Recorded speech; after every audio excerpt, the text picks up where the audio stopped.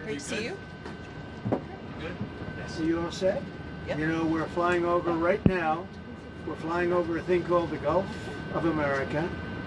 And I'm signing a proclamation, and perhaps you could define that. This is a proclamation declaring today, February 9th, 2025, as the first ever Gulf of America Day. This follows the President's executive order issuing a name change from the Gulf of Mexico to the Gulf of America. And we're flying right over it right now. So we thought this would be appropriate. Even bigger than the Super Bowl. This is a big thing.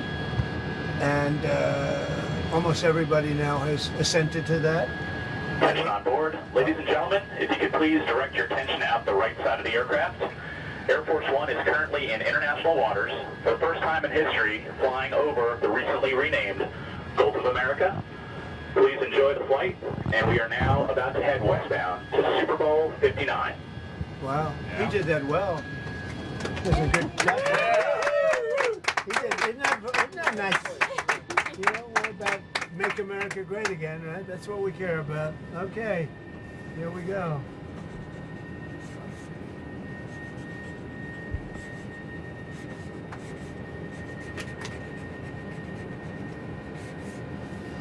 So this is a famous pen now, and we'll put it with something. I'll ask you to do whatever you think we should do with it, Mr. Secretary. Do you want to talk about, Doug, Secretary of the Interior, and also working with Chris Wright on extracting vast amounts of oil and gas and making our country rich? Would you like to say something? Well, with the Gulf of America, this is a historic day. We want to thank President Trump. His executive order is what set this in motion. We signed a secretarial order as Secretary of Interior directing the U.S. Geologic Survey, who is responsible for the database, which is the Geographic Names Informational System. And so just prior to this signing, if you will, the button was pushed. It became official with this proclamation to call today Gulf of America Day. But now it's going out. As we're sitting here right now, our team is calling all the map providers, so Google Maps, Apple Maps, all the map people. That change will take effect this afternoon to Gulf of America. So again, fantastic. Thank you, President Trump, for setting this all in motion with your executive order. It's an exciting, fun day, and great to do this as we're flying over the Gulf of America. We thought it would be very appropriate. We thought it would be appropriate. Kathy, thank you very much for being here. So It's been a very important part of his life. And who knows what would have happened to him without you. It might not have been good. Here you go. Okay. Have you talked to Mexico about this? Actually, interestingly, I've never spoken to him about it. It was our call, and I have not spoken to him about it. I've spoken to him about many other things, but I haven't really talked to him about this. They have never brought it up. I'm a little surprised at that, but they've never brought it up. Sir, can you tell us about your conversation with Vladimir Putin? I don't want to do that now. We're trying to end that war. It's a war that would have never happened if I were president. It would have never happened. But we're making progress, but I can't tell you. You suffered a couple of court losses, Mr. President, and J.D. Vance said judges aren't allowed to control the executive power. What's your take on that? Well, we're going to see what happens. We have a long way to go, and we're talking about fraud, waste, abuse.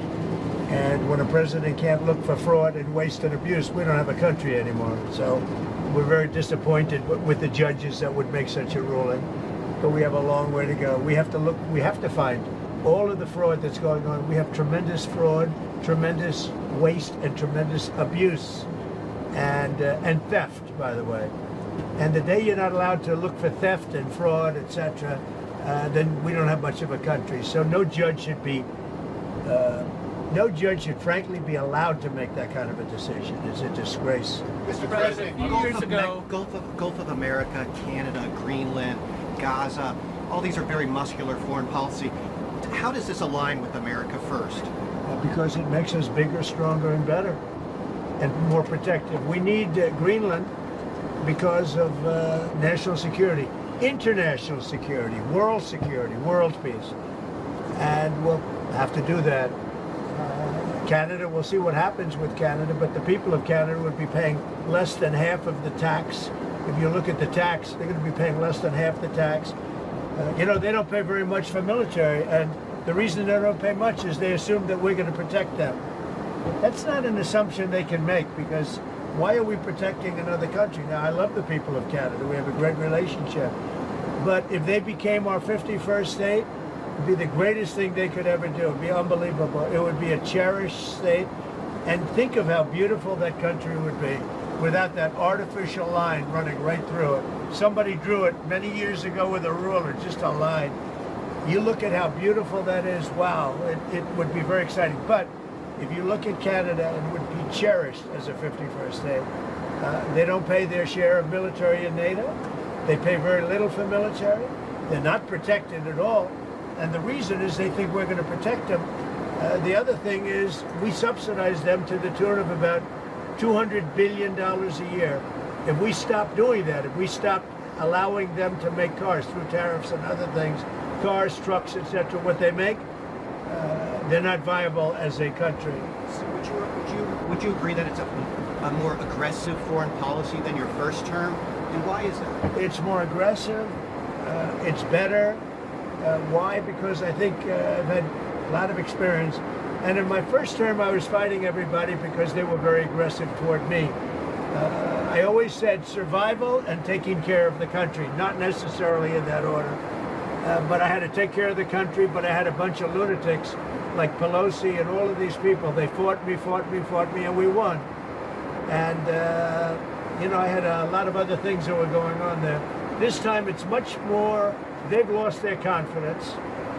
I think they've lost the respect of the American people with, you know, men participating in women's sports, with open borders, with transgender for everybody, for all the things that they're doing is so bad. When you allow people to empty their jails into your country with prisoners, killers, their mental institutions and insane asylums into our country, this is what they're doing. When you allow gang members from Venezuela, but many other countries coming into our country, we're getting them all out now. They've lost their credibility, but they've also lost their confidence. So I have more time to do what I want to do. So we're making our country larger. We're making our country stronger. And in the case of Canada, if this should happen, I don't know how they can do it without us, because without the U.S., Canada really doesn't have a country. They do almost all of their business with us. And if we say we want our cars to be made in Detroit, with a stroke of a pen, I can do that. And other things in addition to that would not allow Canada to be a viable country. Mr. President, you said you didn't want to honor first responders today, but you pardoned hundreds of people who assaulted first responders. Why did you do that? Who? I'm sorry? You were going to meet with first responders today. Yeah. But you pardoned people who assaulted first responders. No, I pardoned people that were assaulted themselves. They were assaulted by our government. I pardoned J6 people who were assaulted by our government. That's who assaulted, and they were treated unfairly. There's never been a group of people in this country, outside of maybe one instance that I can think of, but I won't get into it, that were treated more horribly than the people of J6. So, no, I didn't assault. They didn't assault. They were assaulted. And what I did was a great thing for humanity. They were treated very, very unfairly. There's never been an incident like it. Two foreign policy questions. On Putin again, you realize if you don't clarify that, everyone's going to assume you're talking to President Putin regularly? Well, they can assume that. So is it safe? It makes sense. Well, I don't want to talk about it. And if we are talking, I don't want to tell you about the conversation. It's too early. But I do believe we're making progress. We want to stop the Ukraine-Russia war. And I want to stop it just because I hate to see all these young people being killed. The soldiers are being killed by the hundreds of thousands. So you're starting to put together a plan for like a peace formula or for some sort of resolution? We're talking to both sides. Okay. And then on Japan, are you okay with having a foreign country having a controlling interest in a U.S. steel company? Well, let's look at this. When I came here, they were going to buy it, and Biden was going to approve it. All of a sudden, Biden didn't because he heard I wasn't going to. I don't want U.S. steel being owned by a foreign country. Interest is okay? They can have they don't have a controlling. They have an investment. All they're going to have is an investment. Will it be a joint? I don't mind an investment in a company, but especially U.S. Steel. U.S. Steel for 15 years was the greatest company in the world, the greatest #1 company in the world, and I'm not going to let another country buy it. We had a great meeting on that, but they are allowed to invest in it, and that's different.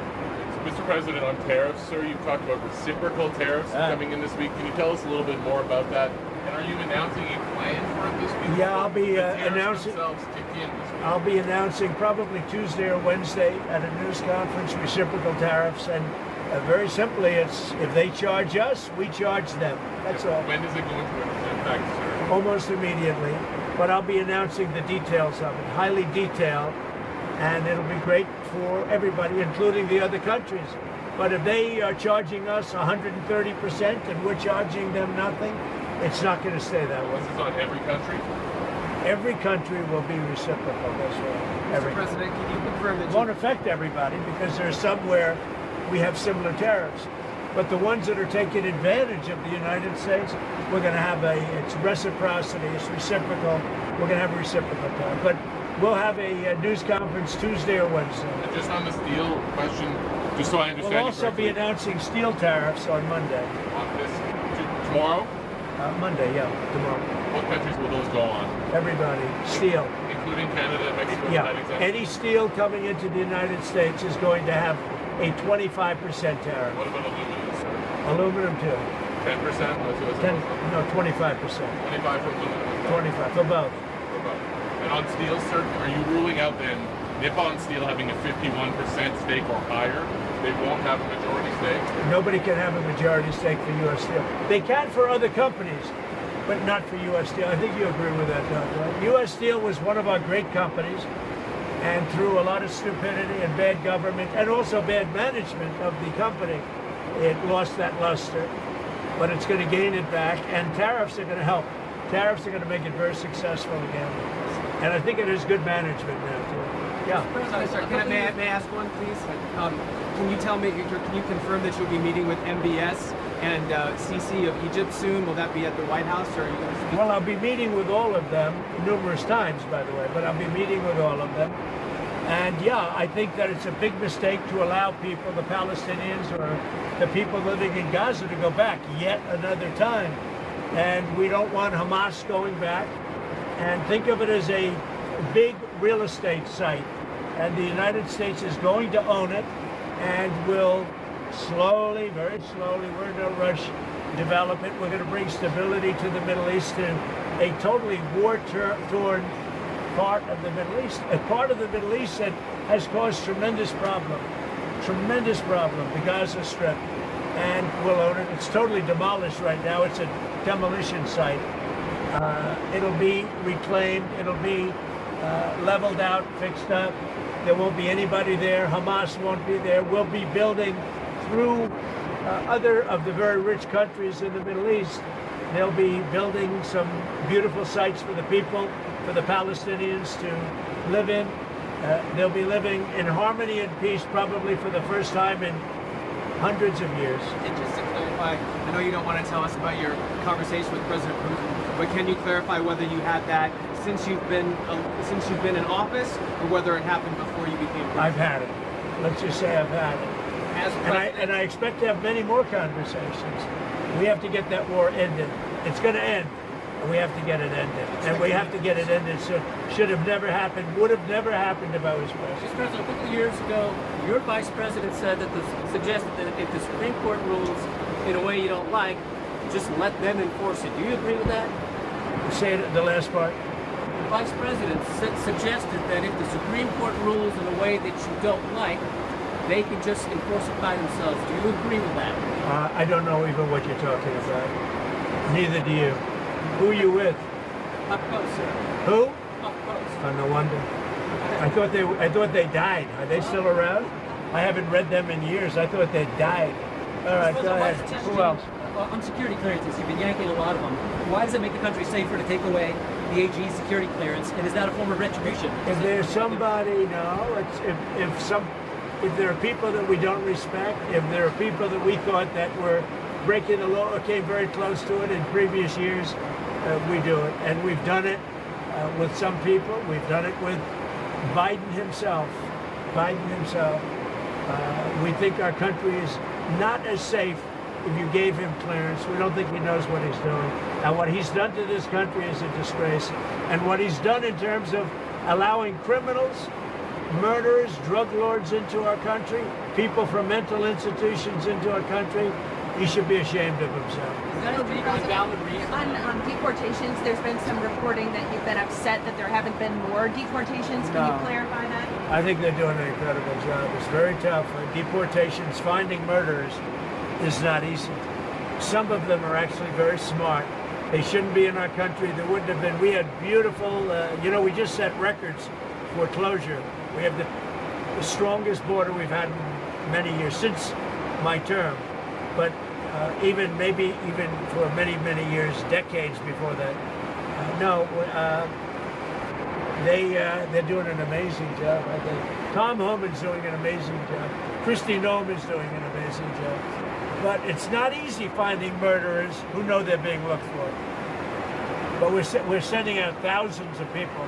We're getting rid of thousands of criminals from our country. So, in-house, do you expect to meet him in person? Where? Putin. Do you anticipate meeting with him? I would imagine I would be meeting with Putin, yes, at the right time. I think at the right time, at the appropriate time. Mr. President, back on Gaza, the White House press secretary told us last week that you're committed to rebuilding Gaza. Steve Witkoff said that process would take 10 to 15 years. Does your commitment to rebuilding Gaza extend beyond your time in office? I'm committed to buying and owning Gaza.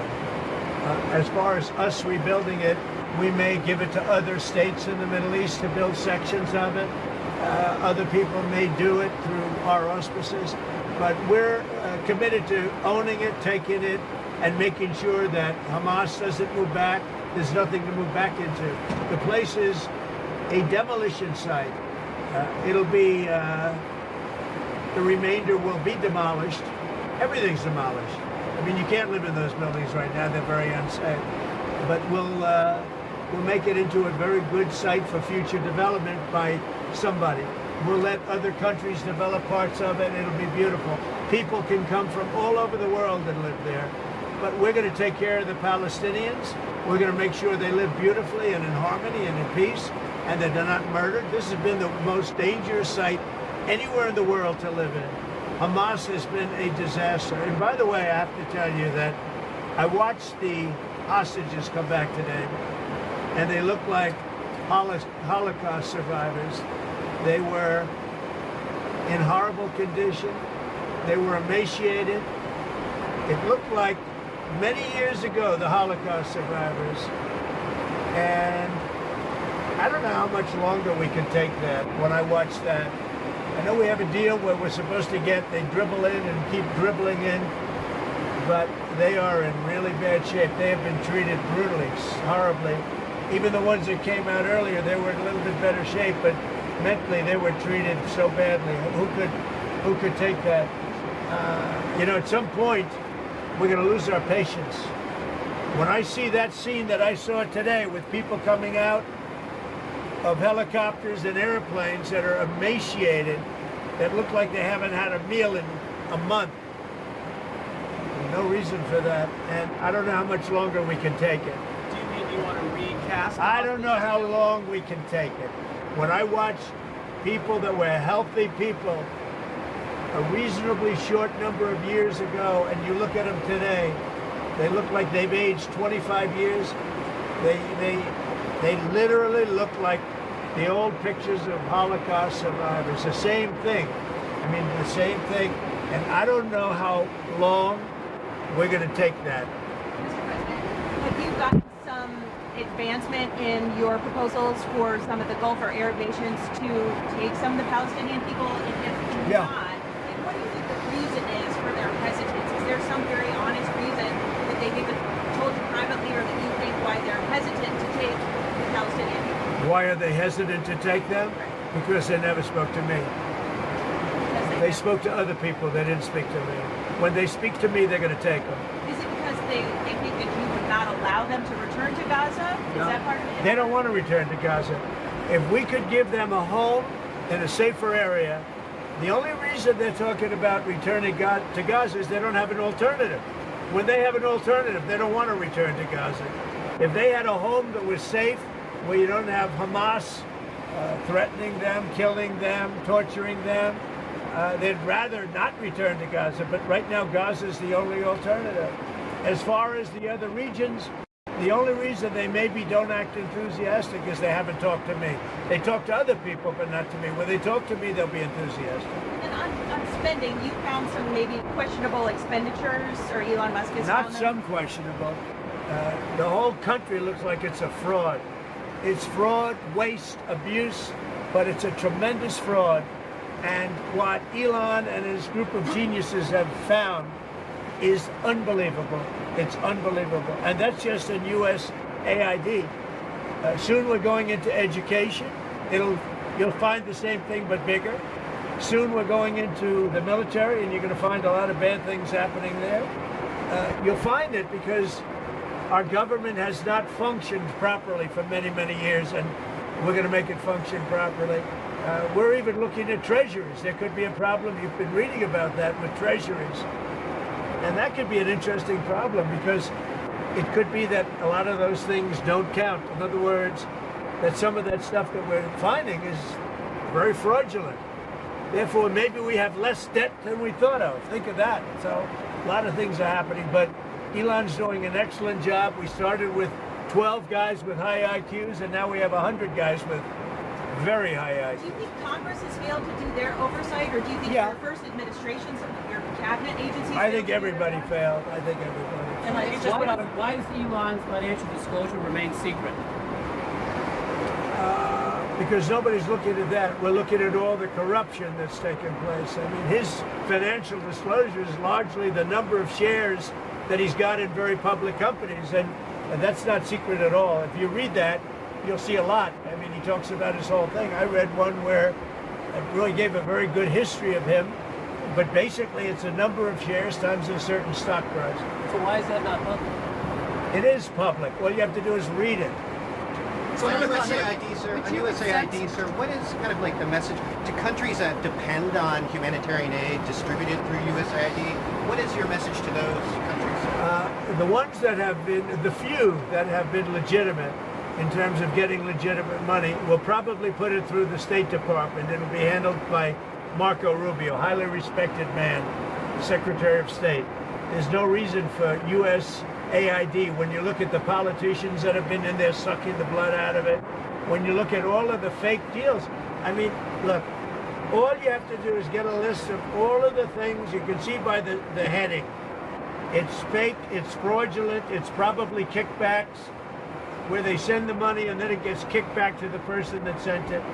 So the ones that are good, and there are not many of them, but the ones that are good, and there are some, will probably have that be handled by Marco Rubio in the State Department. Will they take on some of the USAID workers? They could, if they like. Mr. President, Will it still be called USAID, Mr. President, or will it not? I don't know that it's going to exist. Why would you need it? The State Department can take care of it. Do you think the amount of spending on foreign aid will decrease also, or just the number of employees? It should decrease. I hope it decreases. Yeah, by how much? When we have $36 trillion in debt, and we're taking care of countries that are very rich and sending aid to countries in some cases that are rich, in some cases they're not rich. But no, it should very much decrease. Mr. President, another cut. But it won't be the scams that you've seen. Another cut that NIH put out a memo on Friday night. It's going to cut $4 billion from the percentage that they pay to universities and public colleges in all those states, not foreign countries. $4 billion. Is that okay to take that off the top? Sure. It could be okay. I mean, you have to look at the universities. Some are legit. You could also say, why are we giving money to Harvard when it's got a $50 billion endowment? $50 billion. And yet they don't use that endowment to help their students. This is for research, like biomedical research. Well, that's fine. Look, we want to take care of research. We want to do a lot of things. But when you look at the USAID and you look at all the things and all the scams that was with, I don't have to go through it now, but I'll get you a little list, and you'll see one after another. There were very few legitimate. It was the opposite. Usually you find something wrong, like 1 out of 100, But this is the opposite. Here, almost everything was wrong. You find very few that were good. But there were some that were good. That'll be handled by the State Department, I assume. That's not final yet, but I think the best would be Marco Rubio at the State Department. One or two more. You're going too much on launch services. Is the Pentagon spending too much on launch services to space? I think space is going to be a very important element. You know, I'm the one that came up with Space Force. I'm very proud of it. Biden tried to get out of it, and he was really rebuked by the military. I think space is going to be one of the most important things we do. It's going to be all about space, especially defense. So space is very important. Would you accept Palestinian refugees into the United States since you're looking to other countries? I'd have to look. I think it's a very far distance for them to travel, but I'd have to look at individual cases. But I do think that coming into the United States, we're taking a lot of people, but coming into the United States, it's a long way for them to travel. They're far away from their families and their friends and everything else. I think they'd be very happy staying in the general area with in a place that was safe, where they could be safe and lead a good life. They don't want to go back to Gaza. As I said, I've said it a lot. They only go back because they have no alternative. They don't want to go back to Gaza. So we'll see. We hope that we'll be helped by Egypt. We hope that we'll be helped by Jordan. We hope that we'll be helped by other countries. We hope that some of the, like Saudi Arabia and others, can spend some money on it. They have tremendous amounts of money. They'll spend some money on making people comfortable and safe. One question about the Super Bowl. You're going to the game. One of the big things that you've done so far in office is cracking down on DEI. I saw that the NFL commissioner said, I think this week, that they're happy with their diversity program. What's your take on that? Would you like to see any changes there? I don't know what the diversity program is. To be honest, I know Roger very well. I'd have to look at what he said he's happy with. He was happy also with the flag and a lot of other things that didn't work out too well. We'll have to see what he was happy with. But right now, that's, you know what the law is. The law is the law, and it changed, and it's been backed up by the U.S. Supreme Court. But we'll see. There are a lot of interesting things going on right now. I'll tell you what, there's a light over the United States. People are happy. They're more confident. The approval ratings for this country have gone through the sky. More than at any time we've had approval ratings, that there's never been anything like it. We've never seen 49 points up. 49 points up. And I think there's a light actually long beyond this country, all over the world. I've been called by other leaders. They said, sir, there's a light over our country right now. There's a light over the world. We got rid of a horrible and totally inept administration, an administration where the president wouldn't even go and do a Super Bowl interview. For 4 years, I mean, he didn't do a Super Bowl interview. I did. You'll see it in about 1 or 2 hours. One more on the refs. Do you have an opinion, sir, on whether the referees have been throwing the games to the Chiefs all season? I don't believe that, no. I don't believe that. Why do you want to be chairman of the Kennedy Center Board? Well, I think you're going to have a great game. It's two great teams. I don't know. Who knows who's going to win? You have great players, though. You have really superstars playing on both teams. So I think it's going to be a great game. Why do you want to be chairman of the Kennedy Center Board? Because I want to make sure it runs properly. We don't need woke at the Kennedy Center. We don't need, some of the shows were terrible. They're a disgrace that they were even put on. So I'll be there until such time as it gets to be running right. Have you seen any shows there? How do you know they're terrible? I didn't go. No, I got reports it was so bad I didn't want to go. There was nothing I wanted to see. Thank you very much, everybody. Yes, about Modi, sir, about Modi, you're meeting Modi. I'm looking forward to it. Thank you. He was great. Thank you. Franco. He's a great guy. He's very sad over his mother's passing. He's a great guy. Thank you. Thank you, Mr. President.